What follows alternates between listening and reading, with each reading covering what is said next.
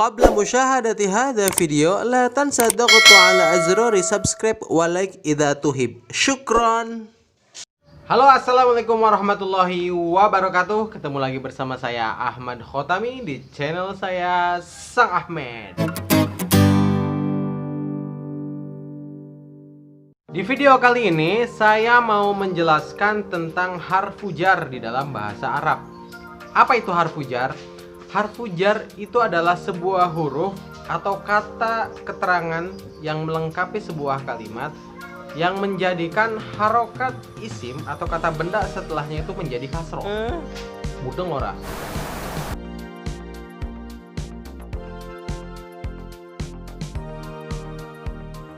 Nah, harfu jar itu terdiri dari preposisi.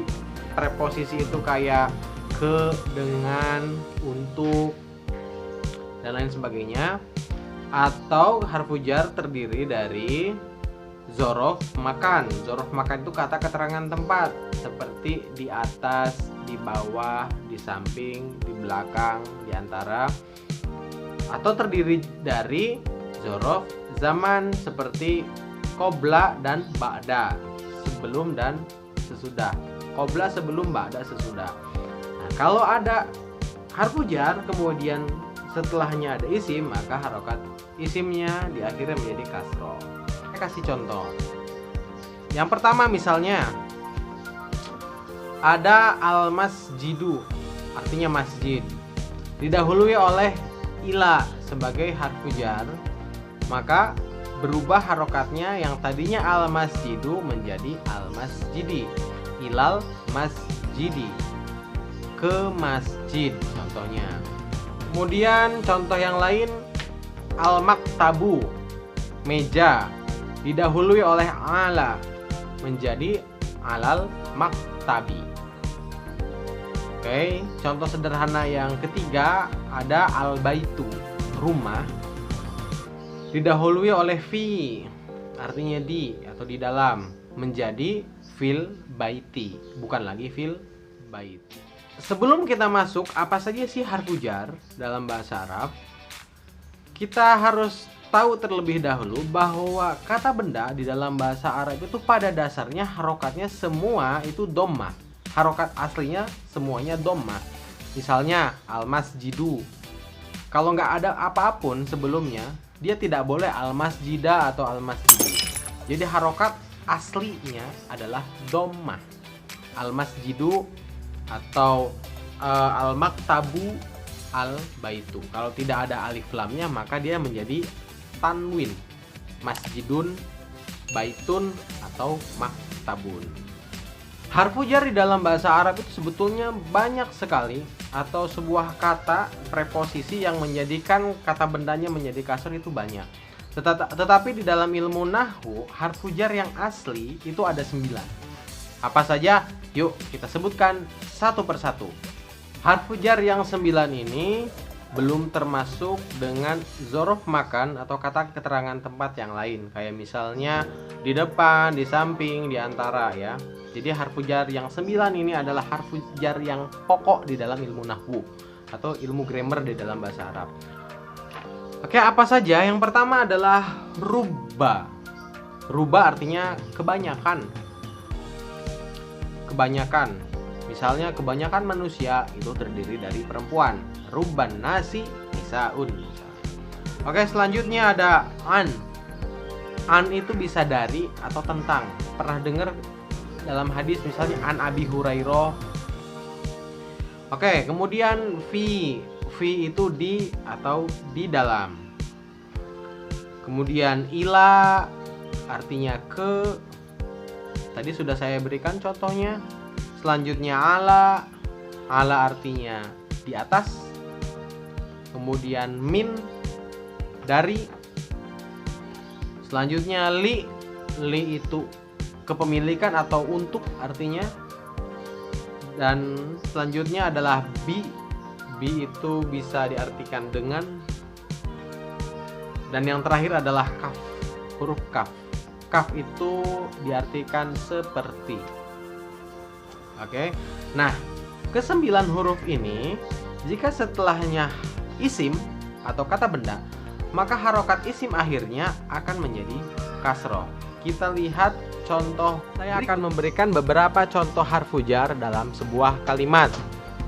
Misalnya rubba yang artinya kebanyakan, saya masukkan dengan an-nasu. Nasu itu manusia.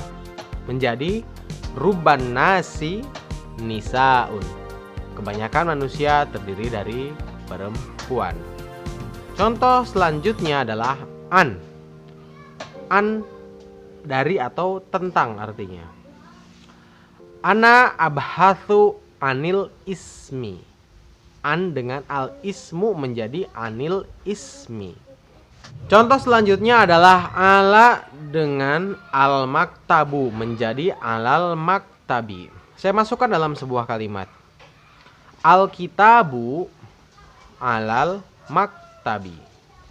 Nah, harokat al maktabu merubah menjadi al maktabi karena didahului oleh ala sebagai harfu jar. Harfu jar berikutnya adalah ila. Ila artinya ke.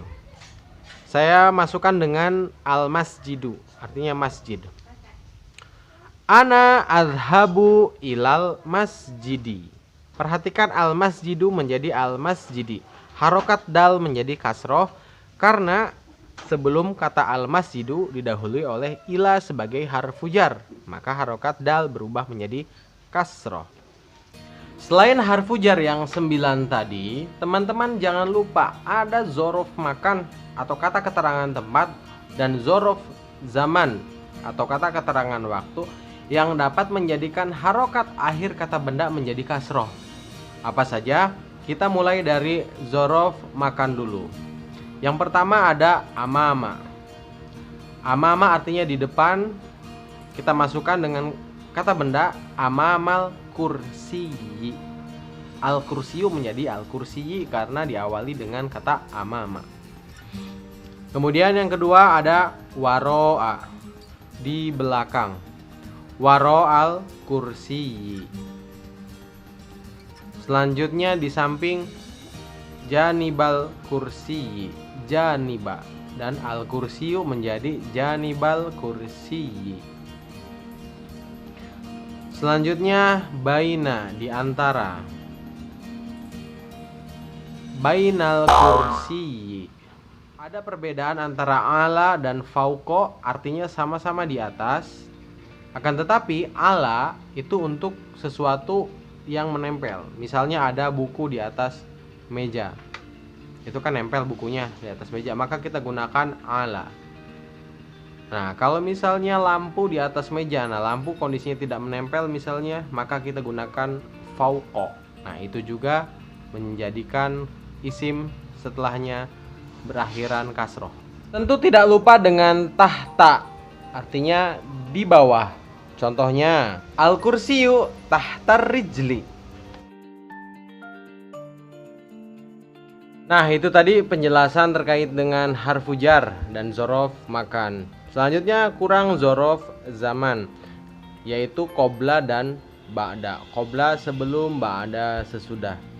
Ya, cari contoh sendiri ya, silahkan ikut berpartisipasi di kolom komentar. Misalnya ana usolli ba'dal maghribi, saya sholat habis maghrib misalnya. Kita ketemu lagi di video selanjutnya. Jangan lupa subscribe dan like. Dan kita ketemu lagi di episode di video berikutnya. Jangan lupa dengan Sang Ahmed. Wassalam.